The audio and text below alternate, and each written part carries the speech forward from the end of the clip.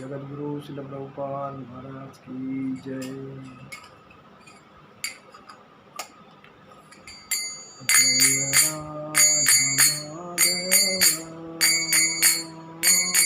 कुंज बिहारी गोपी जना वल्लभा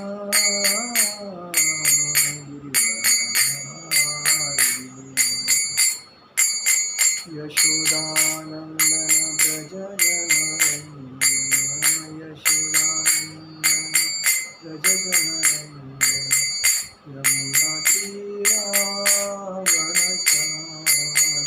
जय राधा माधव कुंज विहारी। हरे कृष्णा कृष्णा कृष्णा हरे हरे हरे राम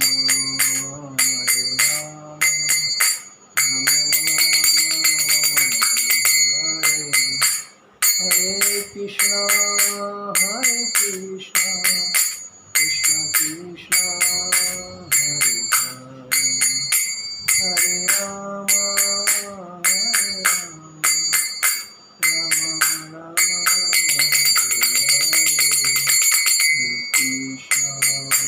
हरे कृष्णा कृष्णा कृष्णा हरे हरे हरे राम राम राम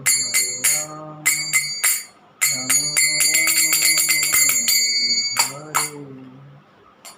जय ओम विष्णुपाद परमहंस परिव्राजकाचार्य अष्टोत्तर शतक ऐसी भक्ति वेदांत स्वामी शील प्रभुपाद महाराज की जय। जय ओम विष्णुपाद परमहंस परिव्राजकाचार्य अष्टोत्तर शतक श्रीमद सरस्वती ठाकुर शील प्रभुपाद महाराज की जय। अनंत कोटि वैष्णव वृंद की जय। नामाचार्य श्री हरिदास ठाकुर की जय। प्रेम से कहो श्री कृष्ण चैतन्य प्रभु नित्यानंद श्री अद्वैत गदाधर श्रीवासादि गौर भक्तवृंद की जय। श्री श्री राधा कृष्ण गोपीनाथ श्याम कुंद राधा कुंद गिरि गोवर्धन की जय। वृंदावन धाम की जय। यमुना धाम की जय। नवदीप धाम की जय। अयोध्या धाम की जय। गंगा देवी की जय। यमुना देवी की जय। तुलसी देवी की जय। वृंदा देवी की जय। भक्ति देवी की जय। समवेद भक्तवृंद की जय। समवेद भक्तवृंद की जय। समवेद भक्तवृंद की जय। श्री श्री गुरु गौरांग की जय। आज हम लोग 8वें अध्याय पे बात करेंगे भगवद गीता के ऊपर। यदक्षर वेद विदो वदन्ति विशन्ति यद्धतयो वीतरागः यदिच्छतो ब्रह्मचर्य चरन्ति तत्ते पद सगग्रहेण प्रवक्ष्ये। यदक्षर वेद विदो वदन्ति विशन्ति यद्धतयो वीतरागा यदिच्छते ओ ब्रह्मचर्य चरन्ति तत्ते पदसंगग्रहेण प्रवक्ष्ये। यत म्हणजे जिस, अक्षरम म्हणजे अक्षर, ओम को, वेद म्हणजे वेद, वेदों के ज्ञाता है। वदंती म्हणजे कहते हैं, विशंति म्हणजे प्रवेश करते हैं, यत म्हणजे जिसमें, यत यहाँ म्हणजे बड़े बड़े मुनि, वीतरागा म्हणजे संन्यास, आश्रम में रहने वाले सन्यासी, वीतरागा म्हणजे सन्यासी, आश्रम में रहने वाले सन्यासी। यत म्हणजे जो, इच्छंत म्हणजे इच्छा करने वाले, ब्रह्मचर्यम म्हणजे ब्रह्मचर्य का, चरित्र म्हणजे अभ्यास करते हो, तत म्हणजे उसते म्हणजे तुमको, पदम म्हणजे पद को, सडग्रहेण संक्षेप में, प्रवक्ष्ये मैं बतलाऊंगा। जो वेदों के ज्ञाता है, जो ओंकार का उच्चारण करते हैं, और जो सन्यास आश्रम के बड़े बड़े मुनि हैं, वे ब्रह्मा में प्रवेश करते हैं। ऐसी सिद्धि की इच्छा करने वाले ब्रह्मचर्य व्रत का अभ्यास करते हैं। अब मैं तुम्हें वह विधि बताऊंगा जिससे कोई भी व्यक्ति मुक्ति लाभ कर सकता है। भगवान अर्जुन को क्या बोलते हैं, मैं आपको ऐसा ब्रह्मचर्य व्रत का अभ्यास करते हैं, उसके लिए ऐसा विधि बताऊंगा कि जिससे कोई भी व्यक्ति मुक्ति लाभ कर सकता है। तात्पर्य श्रील प्रभुपाद महाराज की जय। श्री कृष्ण अर्जुन के लिए षटचक्र योग की विधि का अनुमोदन कर चुके हैं, जिसमें प्राण को भवों के मध्य स्थिर करना होता है। यह मानकर कि हो सकता है कि अर्जुन को षटचक्र योग अभ्यास न आता हो। कृष्ण अगले श्लोकों में इसकी विधि बताते हैं। भगवान कहते हैं कि ब्रह्म यद्यपि अद्वितीय है, किंतु उसके अनेक स्वरूप होते हैं। विशेषता निर्विशेषवादियों के लिए अक्षर या ओंकार ब्रह्म है। निर्विशेषवादियों के लिए अक्षर क्या है? ओंकार है। कृष्ण यहाँ पर निर्विशेष ब्रह्म के विषय में बता रहे हैं, जिसमें सन्यासी प्रवेश करते हैं।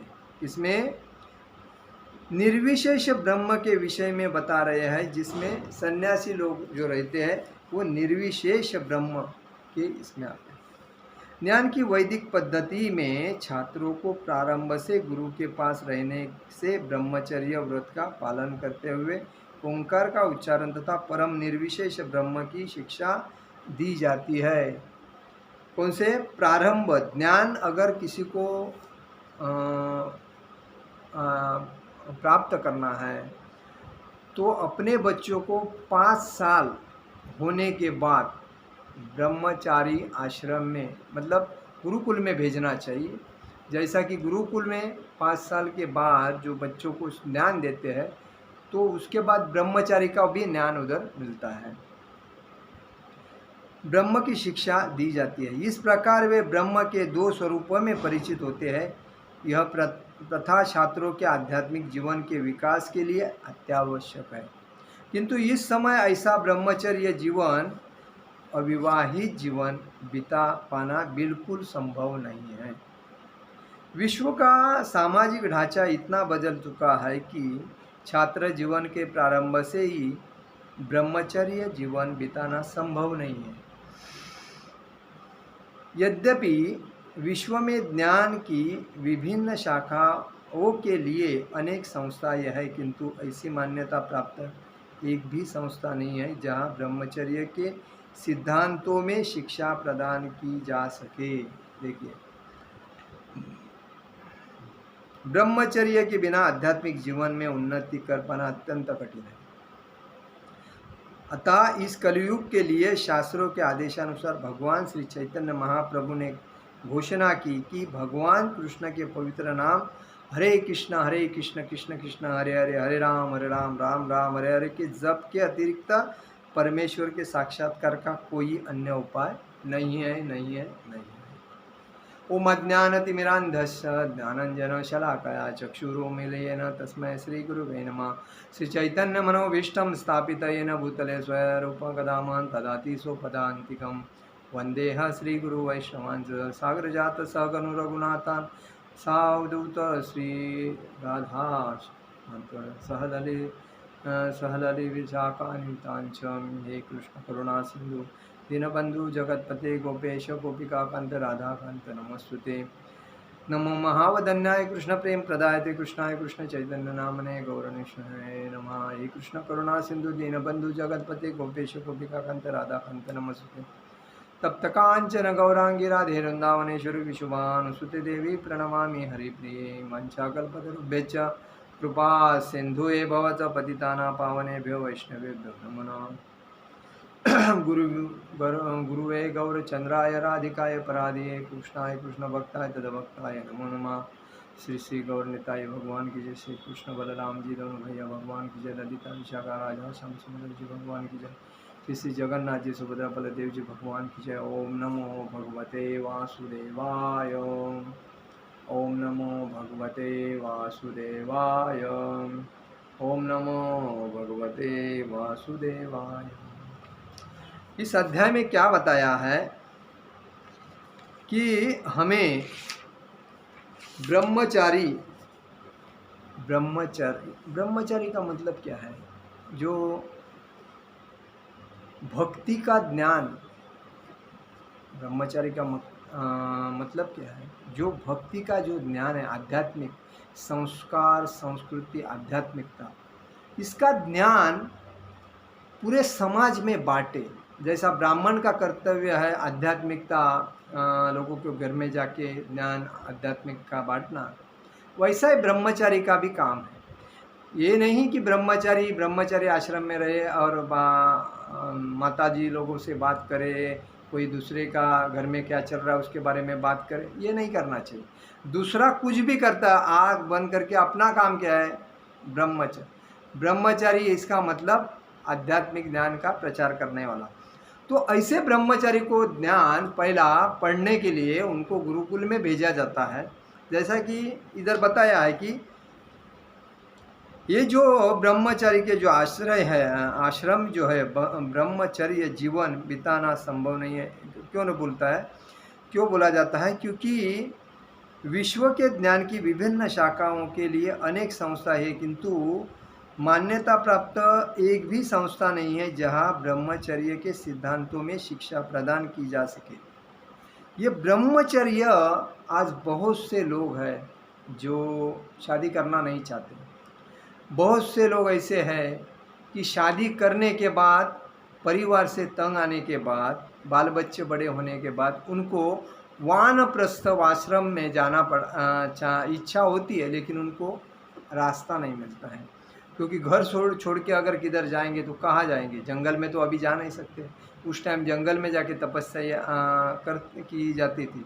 लेकिन अभी के लिए इधर जो मंदिर जो है, वहाँ जाके वो ब्रह्मचारी के अंदर रह के ब्रह्मचर्य के सिद्धांतों का पालन कर सकते हैं। अभी ब्रह्मचारी जो है, और ब्रह्मचारी अभी बहुत से लोग भक्ति में आते हैं, ज्ञान ग्रहण करते हैं। अपना किसी का क्या क्या फायदा, मतलब उद्देश्य रहता है भक्ति में आने का, वो भगवान को ही मालूम है। और भगवान उसकी इच्छा पूरी करते हैं। बाद में वो आता है, ब्रह्मचारी में रहता है, बाद में ऑटोमेटिक निकल जाता है और बाद में किधर एक साइड में जाता है।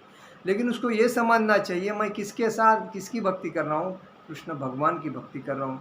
और मैंने सबका त्याग करके मैं अगर भक्ति करने में आया हूँ, तो मेरा ध्यान इधर ना उधर जाना नहीं चाहिए। क्योंकि घोड़ा जो चलता है, तो घोड़ा चल विचल बहुत होता है, तो घोड़ा को घोड़ी मिलने दिखती है तो उधर भाग जाता है।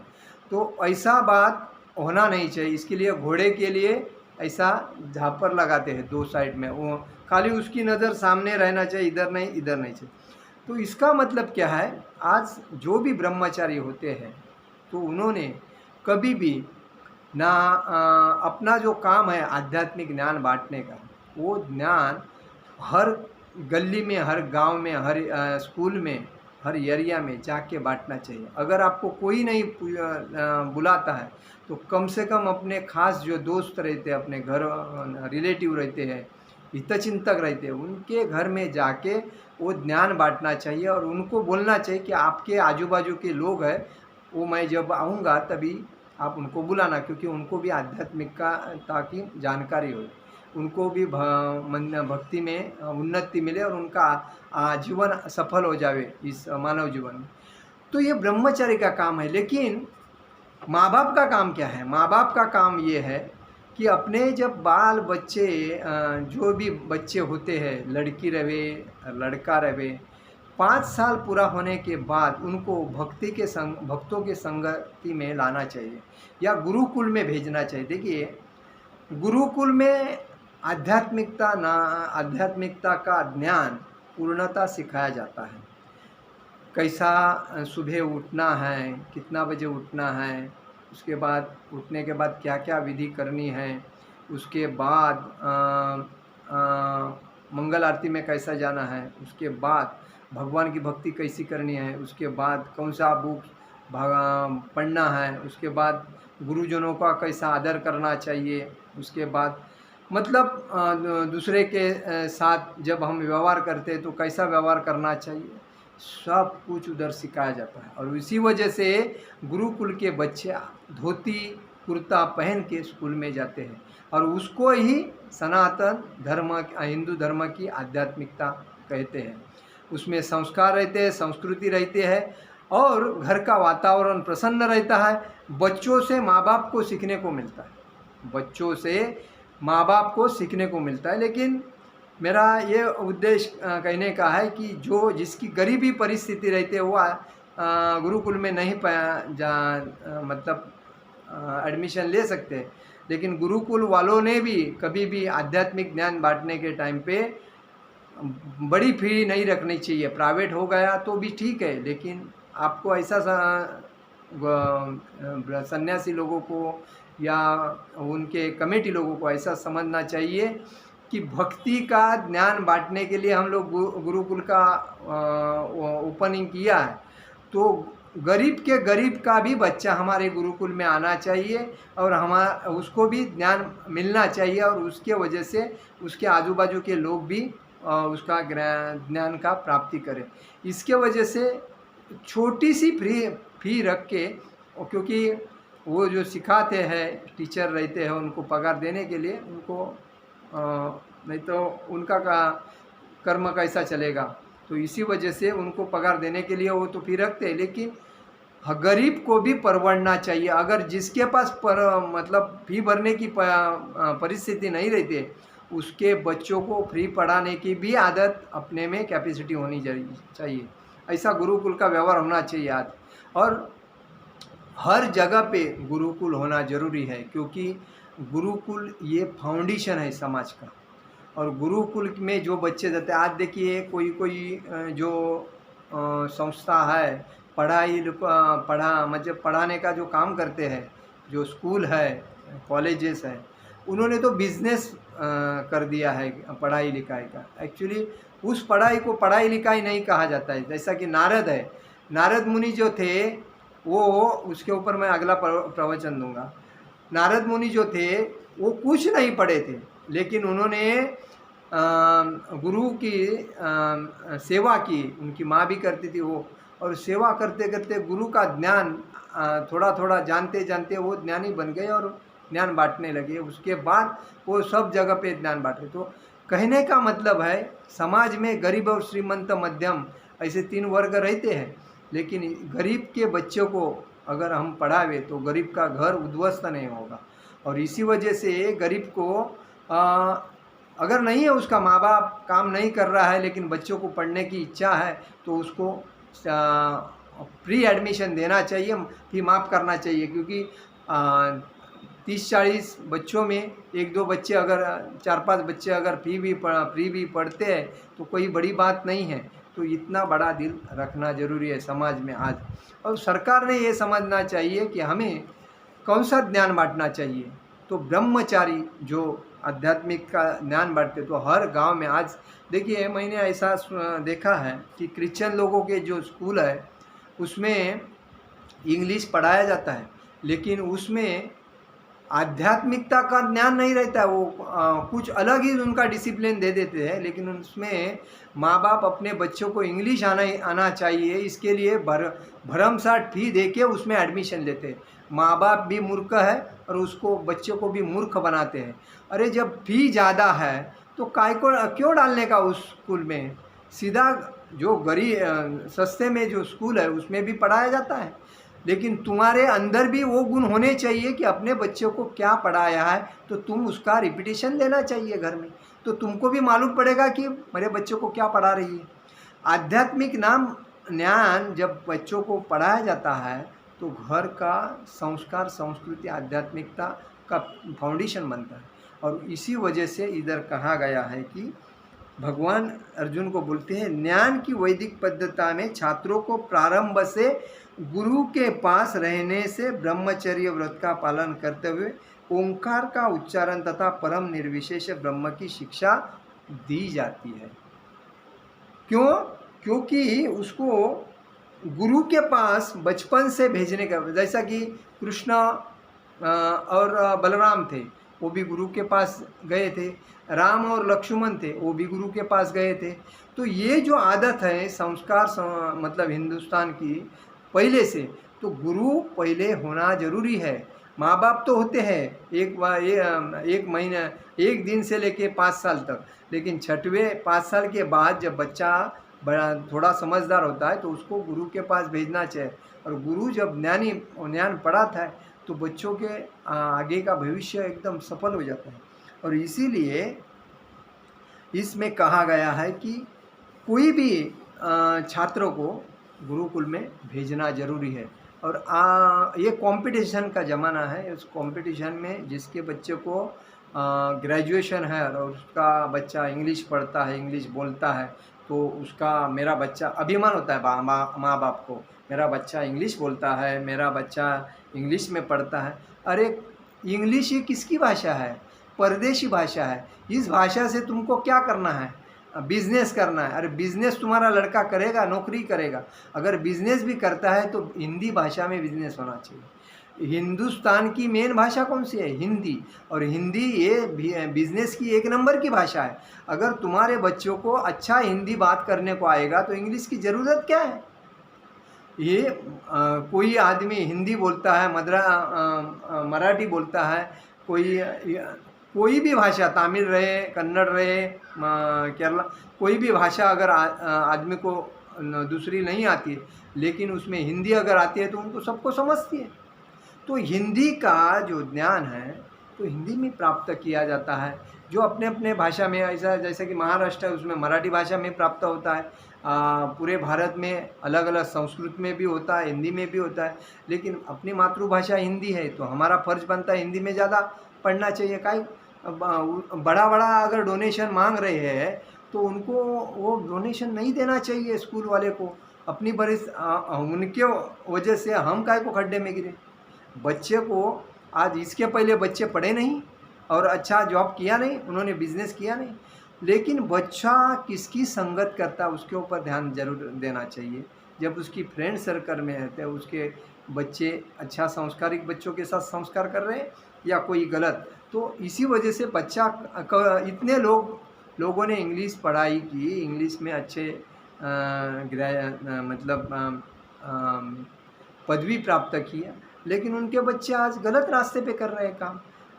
गद्दारगिरी कर रहे हैं, देशद्रोही गिरी कर रहे हैं, चमचेगिरी करके पेट भर रहे हैं, गुलामी करके पेट भर रहे हैं, देश की पीढ़ी को ख़राब करने का काम कर रहे हैं, देश को लूटने का काम कर रहे हैं। और ये पढ़ने के बाद आदमी तो ज्ञानी बनता है, लेकिन ये तो अज्ञानी बन के चल रहे हैं। तो पढ़ने के बाद फ़ायदा क्या है?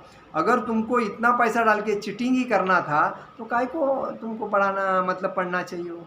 ये इतना पैसा डाल के अगर तुमको पद पाना था और उसमें जनता को मूर्ख बनाना था, काहे को करना? तो ऐसे पढ़ने के बाद ऐसा, तो नारद जी ऐसे थे, भक्त प्रहलाद भी अपने जब गुरुकुल में जाते थे तो उनको वो कुछ अलग ही पढ़ाते थे। लेकिन भक्त प्रहलाद क्या करते थे? जो अपने नारद से जो उन्होंने अपने माँ के पेट में सुना था वही ज्ञान अपना उस बच्चों को देते थे। लेकिन वो शिक्षक क्या पढ़ा रहे हैं गलत, उसके ऊपर कभी भी ध्यान नहीं दिया, क्योंकि उनको मालूम है ये गलत पढ़ा रहे हैं, समाज को अलग अलग मार्ग से लेके जा रहे हैं।